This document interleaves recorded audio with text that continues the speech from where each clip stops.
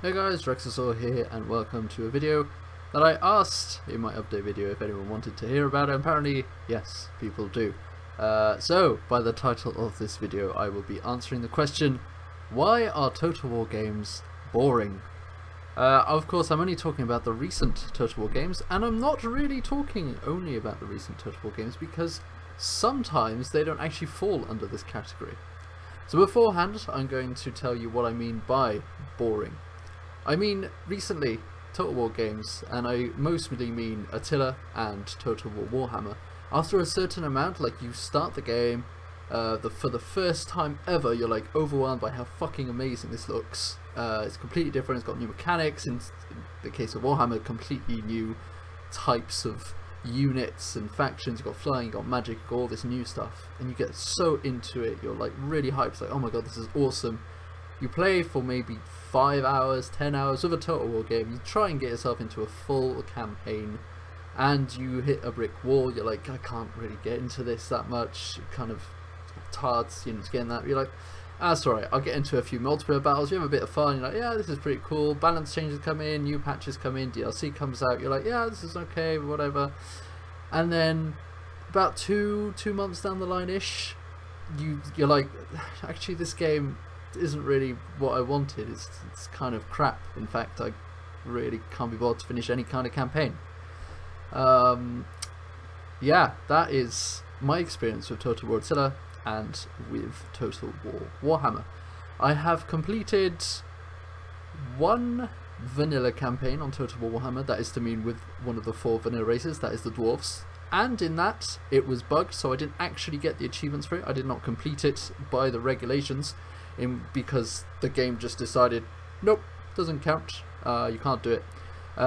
It was bugged and I couldn't do it, so fuck yeah, that makes me great. I'm fucking happy about that. I then completed it as the blood, or the red teeth, or the blood fangs, or the whatever, Wurzag's special faction did it. That sort of didn't count either. Most of the achievements didn't count because they didn't count as greenskins. Fuck it. Then I completed both the Wood Elves when those came out and Britannia when they came out, and I can honestly say I do not think I will be completing any more campaigns from there. I know there are people who have completed all of them but still find the game boring, and I mean these people, Mr. Smart Donkey for one, and Dragonheart I don't think has completed one, or he has completed only one of them. I know he's completed the Wood Elves because he told me about it, and I told him to do Britannia because they're just as good and as fun. But yeah, basically it drops down to this: you can complete any campaign of any Total War, and you ask every single member of the Total War community who have played all of the games, barring Shogun and Medieval, the first 2 games, so from Rome Total War onwards, someone who's played all of them, they will say that the best game is Medieval 2. I wholeheartedly agree with that. I think Medieval 2 is one of the best ones. I personally think that Rome Total War is better, but that's only because of the aesthetics and the fact that I enjoy the classical period more than the medieval period. However, I can still state that Medieval 2 is a better game because it has more mechanics, it has a better way of doing those mechanics, and it just works better. Also, the modding around that game is sensational and just great overall. So why is it that those games, which are very old, are much less boring than, say, Warhammer or Attila? Now, to go back to the examples of campaigns that I have completed, Attila I have not completed one campaign for. Rome 2 I have. I've completed 3 or 4 campaigns for Rome 2, even though that game was a buggy mess on launch and still remains slightly buggy to this day, and the UI is absolutely terrible. Having gone back to it recently, the UI is a mess for that game. I still think Rome 2 is much more fun than Attila, and much more fun than Warhammer. Now, this comes down, so I was thinking to myself, as you do when you've got nothing to do or you're procrastinating, which is actually what I'm doing right now. There's an essay here which I have to write, but I can't be bothered right now. I've written quite a bit and I'm having a break to make this video. I think that the principal core of Total War, from the very first game, Shogun Total War, up to and including some of the factions in Warhammer, the Wood Elves and Britannia, and one particular very amazing DLC for Attila, Total War, which is just incredible, and I still think to this date is the best Total War. If it was released as a standalone, I would think it's the best Total War to this day. Charlemagne, that is. The principal core factor of why Total War games are fun is choice. Now you may all be here like, oh, that sounds really crap. I'm going to tell you why I think it's choice. Let's take Medieval 2. Medieval 2, all the factions start in exactly the same position no matter how many games that you do it in. That is actually the same for every single Total War. However, there is a slight exception to that, and that is Attila and Total War Warhammer. You ask, how is that possible? Well, Horde Factions are a bitch. That's all I've got to say with that. Let's go back to the example. France starts with however many cities, start in the same place. From the French start, you can go into the Holy Roman Empire, you can go into Italy, you can go into Spain, you can go into England if you want, you can take a ship and go all the way to Scotland or Portugal, you can even take a ship and go all the way to fucking like Syria if you really wanted to. No one's going to stop you from doing that.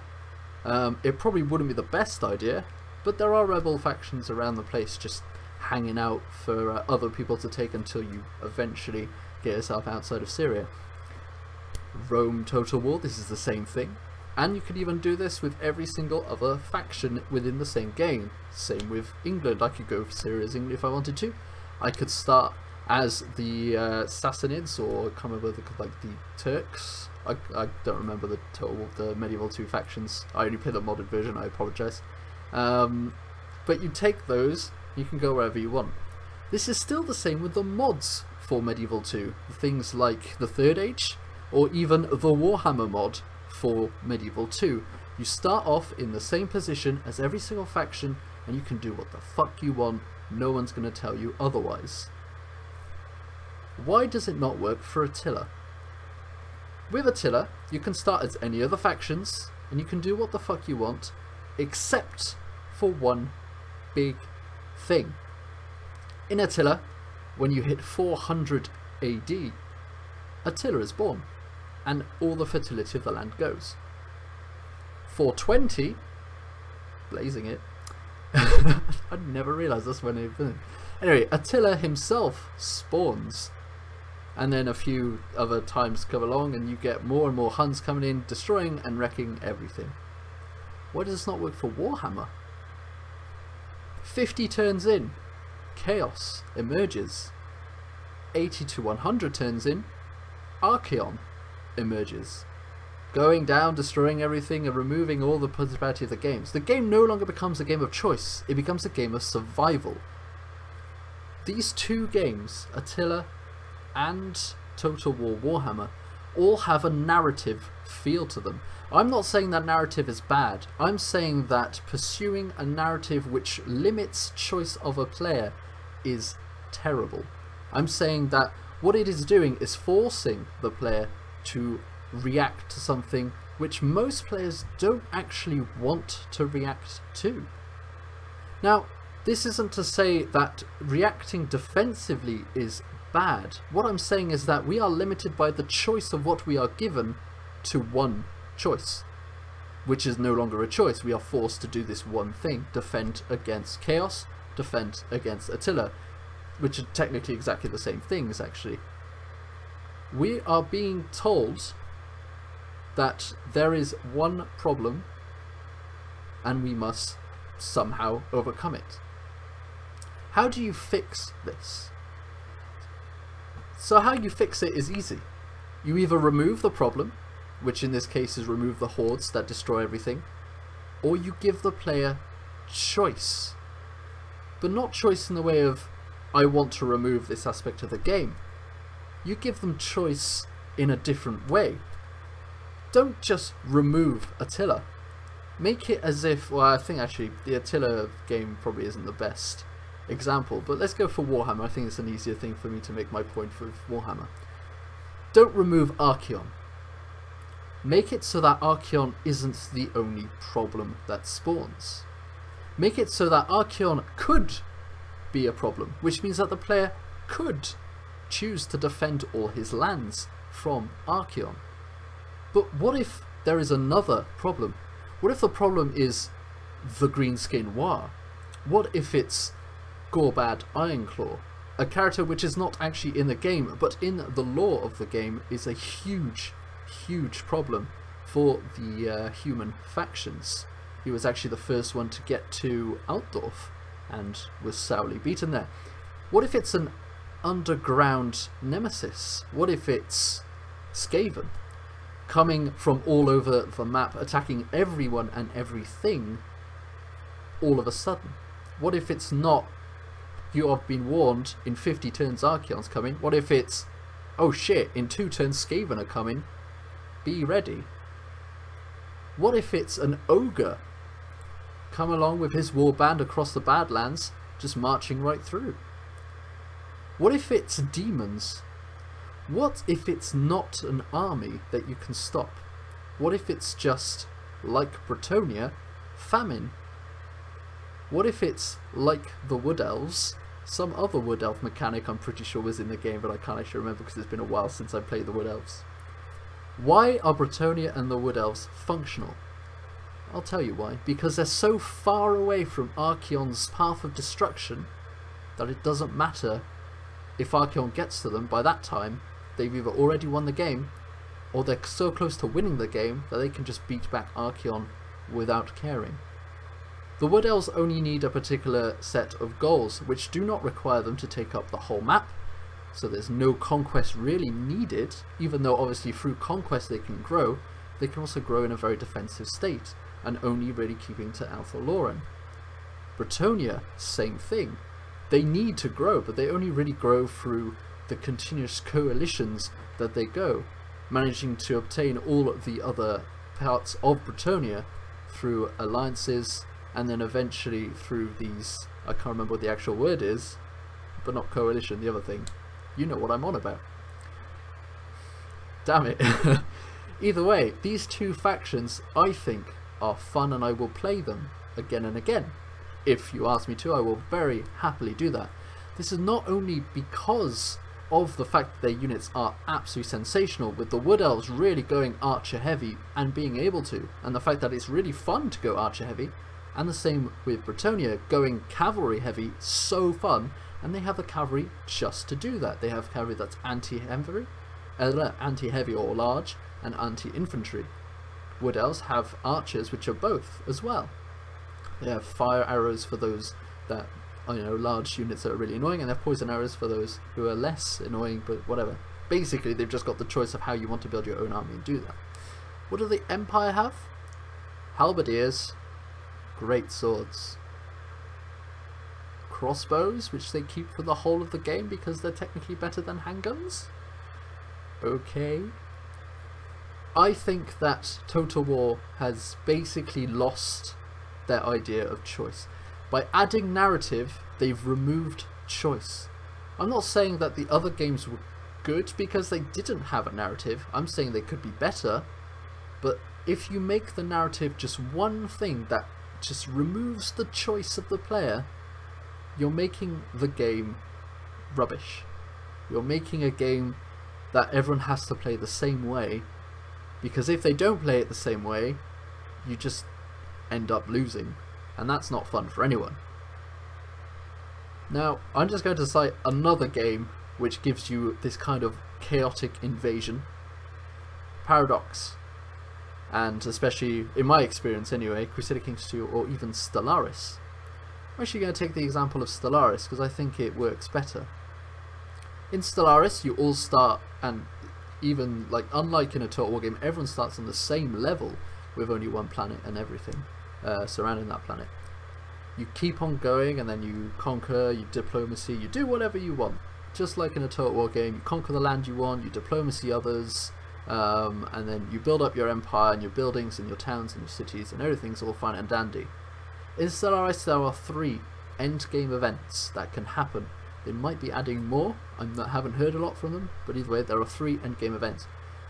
From the start of the game, you have no idea what these are. in the middle of the game, you start a little bit knowing what they could be.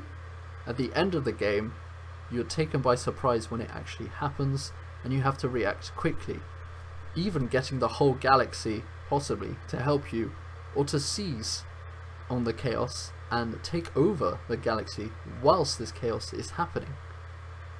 What I'm saying is that CA basically, what they need to do is either make every faction as unique as the Wood Elves or Britannia, to not force the player to have to play these Horde factions such as Chaos or the Beastmen or even the Huns or the White Huns in Attila, but to be able to choose a faction whose goals are basically so that you can choose your own destiny and just choose the way that you play, not be forced to play in a defensive way or an aggressive way, to play by the rules of the game, to play by your own rules, to play how you want to play them. Because without that, well, Total War's just a boring game. Thank you very much for watching. I hope that you guys not agree with what I say, but understand what I'm saying. And I hope to understand, or, you know, just tell me what the hell. I tried to make this as professional as sounding as possible, and then my words decided to stop. Whatever, just say in the comments below if you agree with me. If you don't agree, then tell me why below.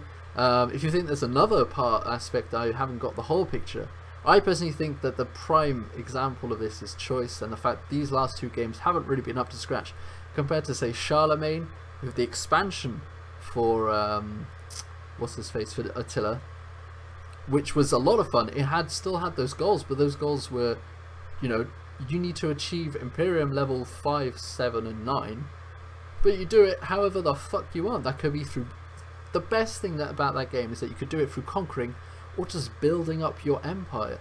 You build up a building which gives you plus 50 Imperium, and you're like, that is fucking awesome. And that's exactly the same that happened with Britannia's buildings. You built up your Britannia building, you got yourself more chivalry. It was really, that's personally, I think that is the best way to do that kind of thing. But anyway, I've been rambling for a very long time. I hope you guys enjoyed this video. If you want to see more videos like this, then give it a thumbs up. If you just enjoy hearing me ramble, then give it a thumbs up. Please tell me what you think in the description below. Not in the description, that's my space, in the comment section below. I'll be happy to read and debate with you. I hope that you guys have a good day, and I will see you next time. Ta-ra now.